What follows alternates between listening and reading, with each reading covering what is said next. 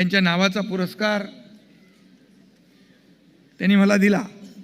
तो पुरस्कार मिळावा एवढं काय मोठं थोर काम मी केलं नव्हतं, पण मी एक अशी माझी प्रामाणिक आणि भावना आहे की खऱ्या अर्थाने मी एक कार्यकर्ता म्हणून काम करतोय, पण त्या पुरस्काराचं लौकिक वाढेल असंच काम माझ्या हातून व्हावं, त्यासाठी एकनाथ महाराष्ट्र भूमीच्या विकासासाठी सदैव आम्ही सगळे, देवेंद्रजी काय, मी काय, अजितदादा काय, आम्ही सर्व झटत राहू, एवढंच वचन मी या ठिकाणी देतो आज। आणि तो पुरस्कार देताना देशाचे आपले मोठे नेते, त्यांनी केंद्रात देखील मंत्री म्हणून काम केलं, मुख्यमंत्री म्हणून महाराष्ट्रात काम केलं, पवार साहेबांच्या शुभ हस्ते तो मला मिळाला। तिथं महादजी शिंदे यांचे थेट वंशज केंद्रीय मंत्री ज्योतिरादित्य शिंदेही होते, आणि खरं म्हणजे माझ्यासाठी ते मोठंच होतं। पण या पुरस्कारामुळे संजयजींना पण त्रास सहन करावा लागला, आणि ते पुरस्कार तो सगळ्या चॅनलवर देखील गाजला। या पुरस्कारामुळे अनेकांना त्रासही झाला, पण तो त्रास करून घेणारे कायम माझा तिरस्कारच करत असतात, त्यामुळे त्यांचा तिरस्कारही मला पुरस्कारासारखाच वाटतो। त्यामुळे जाऊ द्या, त्यात मी काय जात नाही, साहित्यच आहे। आणि म्हणून महाराष्ट्राच्या राजकीय आणि सामाजिक जडणघडणीमध्ये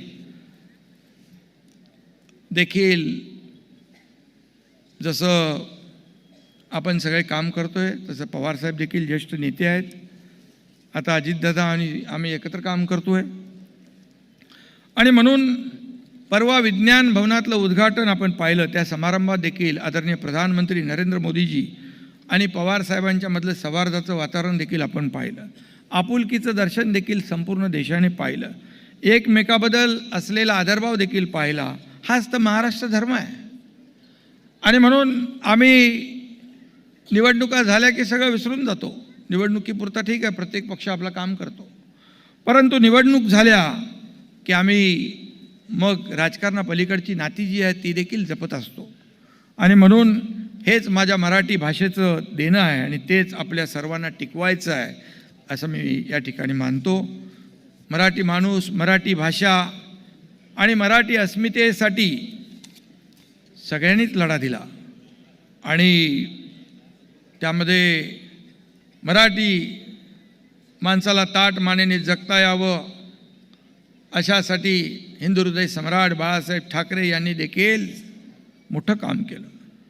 आणि त्या बाळासाहेबांचा जसा मी कडवट शिवसैनिक आहे, तसाच मी कडवट मराठी भाषा प्रेमीही आहे, आणि म्हणून मी आजच्या संमेलनाला खूप खूप शुभेच्छा देतो।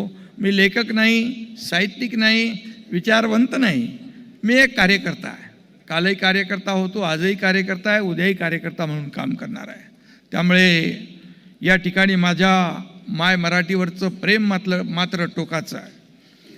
ही भाषा माझ्या आईची आहे, ही भाषा ज्ञानेश्वर माऊलींची आहे, ही छत्रपती शिवरायांची आहे, छत्रपती संभाजी महाराजांची आहे, ही बहिणाबाई चौधरींच्या ओव्यांची भाषा आहे, महात्मा ज्योतिबा फुलेंची भाषा आहे, ही लोकमान्य टिळकांची भाषा आहे, आणि ज्यांनी देशाला संविधान दिलं त्या महामानव डॉक्टर बाबासाहेब आंबेडकरांची आहे, स्वातंत्र्यवीर सावरकरांची आहे, ही आपल्या सगळ्यांचीच भाषा आहे। महाराष्ट्राची भूमी संतांची भूमी आहे, शूरवीरांची भूमी आहे, आणि या संतांनी या भूमीत